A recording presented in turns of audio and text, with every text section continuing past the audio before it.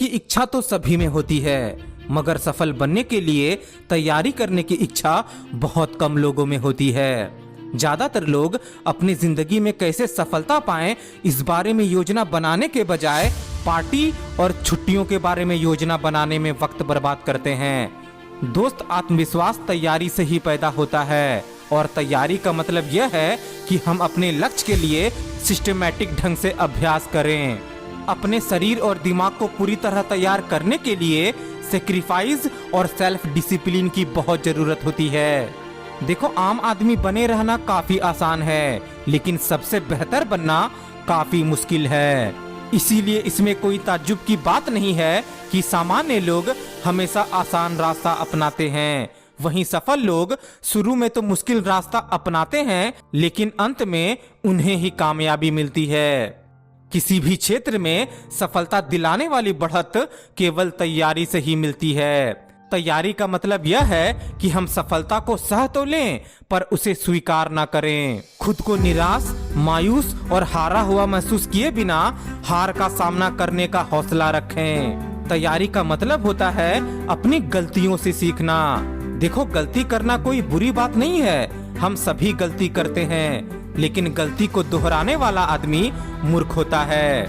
गलती करके उसे ना सुधारने वाला आदमी और बड़ी गलती करता है। किसी गलती को संभालने का सबसे अच्छा तरीका यह है कि उसे जल्दी से जल्दी स्वीकार कर लिया जाए, उसमें उलझा ना जाए और उससे सबक लेकर उसे दोहराया ना जाए।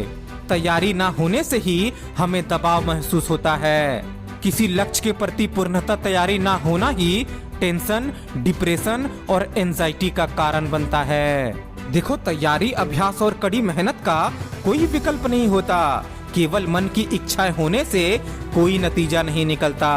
हमें जिंदगी की कंपटीशन में बढ़त केवल बेहतर तैयारी ही दिला सकती है।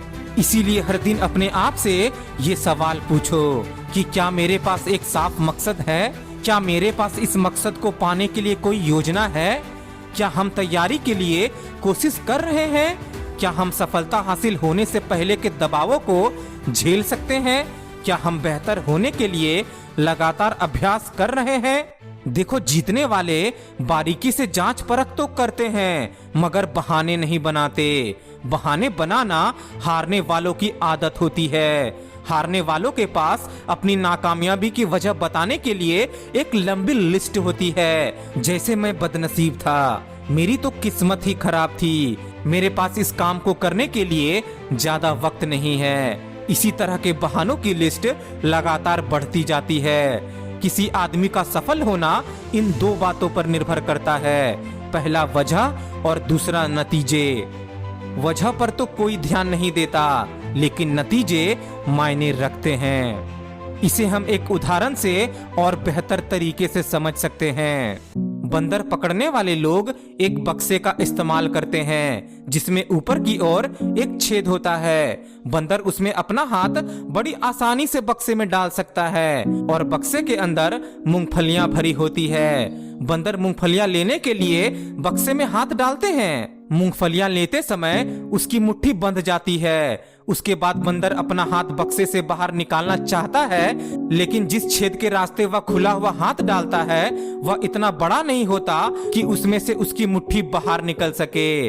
अब बंदर के पास यह विकल्प होता है कि वह या तो मूंगफलियां को छोड़कर हमेशा के लिए आजाद हो जाए या उन्हें पाने के चक्कर में पकड़ा जाए।